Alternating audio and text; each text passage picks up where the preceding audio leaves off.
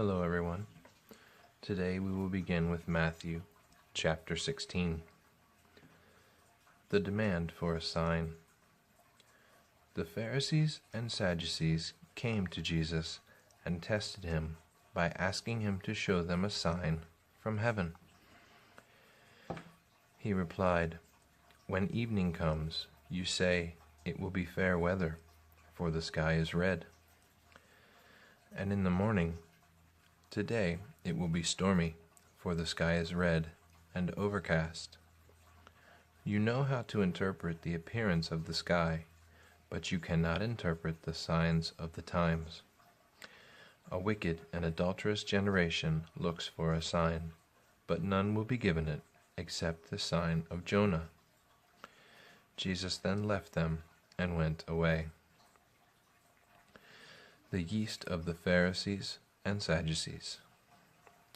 When they went across the lake, the disciples forgot to take bread. "Be careful," Jesus said to them. "Be on your guard against the yeast of the Pharisees and Sadducees."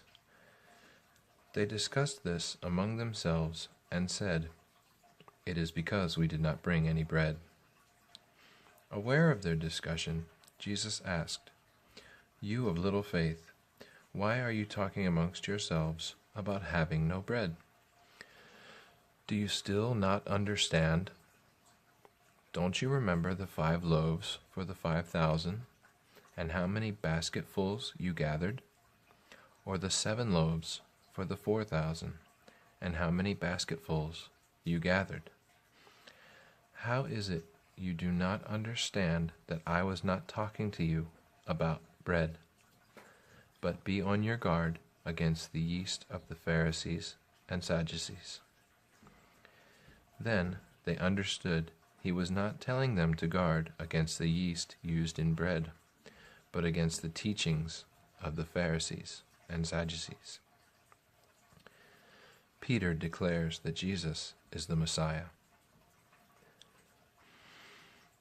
When Jesus came to the region of Caesarea Philippi, he asked his disciples, "Who do people say the Son of Man is?" They replied, "Some say John the Baptist, others say Elijah, and still others, Jeremiah or one of the prophets." "But what about you?" he asked. "Who do you say that I am?" Simon Peter answered, "You are the Messiah, the Son of the living God."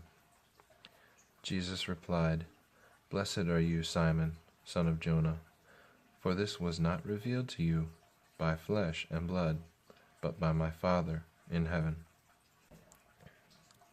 And I tell you that you are Peter, and on this rock I will build my church, and the gates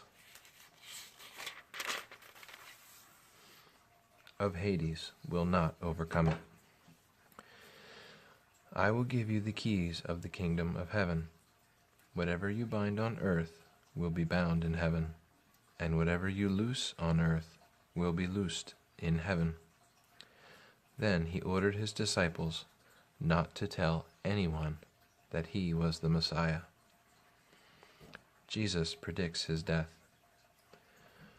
From that time on, Jesus began to explain to his disciples that he must go to Jerusalem and suffer many things at the hands of the elders, the chief priests, and the teachers of the law, and that he must be killed on the 3rd day to be raised to life.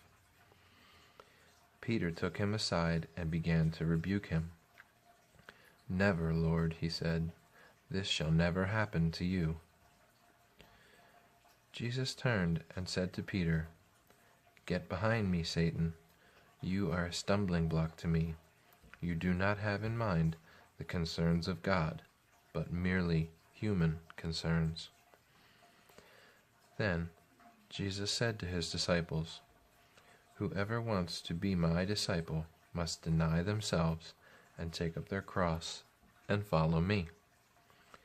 For whoever wants to save his life will lose it, but whoever wants to lose their life for me will find it. What good will it be for someone to gain the whole world, yet forfeit their soul? Or what can anyone give in exchange for their soul? For the Son of Man is going to come in his Father's glory with his angels, and then he will reward each person according to what they have done. Truly, I tell you, some who are standing here will not taste death before they see the Son of Man coming in his kingdom. The Transfiguration, chapter 17. After 6 days, Jesus took with him Peter, James, and John, the brother of James, and led them up a high mountain by themselves. There he was transfigured before them. His face shone like the sun, and his clothes became as white as the light. Just then there appeared before them Moses and Elijah, talking with Jesus. Peter said to Jesus, "Lord, it is good for us to be here. If you wish, I will put up 3 shelters, one for you, one for Moses, and one for Elijah." While he was still speaking, a bright cloud covered them, and a voice from the cloud said, "This is my Son, whom I love. With him I am well pleased. Listen to him." When the disciples heard this, they fell face down to the ground, terrified. But Jesus came and touched them. "Get up," he said. "Don't be afraid." When they looked up, they saw no one except Jesus. As they were coming down the mountain, Jesus instructed them, "Don't tell anyone what you have seen until the Son of Man has been raised from the dead." Then the disciples asked him, "Why then do the teachers of the law say that Elijah must come first?" Jesus replied, "To be sure, Elijah comes and will restore all things. But I tell you, Elijah has already come, and they did not recognize him, but have done to him everything they wished. In the same way, the Son of Man is going to suffer at their hands." Then the disciples understood that he was talking to them about John the Baptist. Jesus heals a demon-possessed boy. When they came to the crowd, a man approached Jesus and knelt before him. "Lord, have mercy on my son," he said. "He has seizures and is suffering greatly. He often falls into the fire or into the water. I brought him to your disciples, but they could not heal him." "You unbelieving and perverse generation," Jesus replied, "how long shall I stay with you? How long shall I put up with you? Bring the boy here to me." Jesus rebuked the demon, and it came out of the boy, and he was healed at that moment. Then the disciples came to Jesus in private and asked, "Why couldn't we drive it out?" He replied, "Because you have so little faith. Truly, I tell you, if you have faith as small as a mustard seed, you can say to this mountain, 'Move from here to there,' and it will move. Nothing will be impossible for you." Jesus predicts his death a second time. When they came together in Galilee, he said to them, "The Son of Man is going to be delivered into the hands of men. They will kill him, and on the 3rd day he will be raised to life."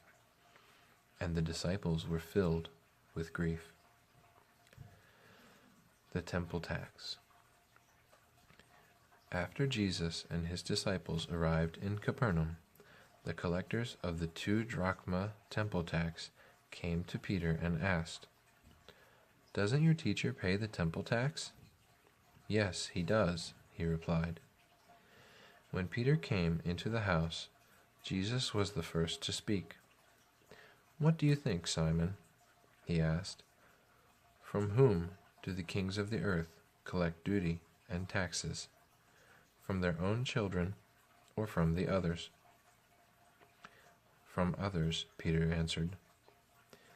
"Then the children are exempt," Jesus said to him.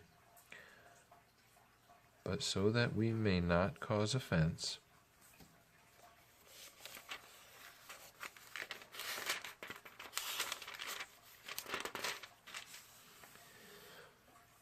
go to the lake and throw out your line. Take the first fish you catch, open its mouth, and you will find a 4-drachma coin. Take it and give it to them for my tax and yours."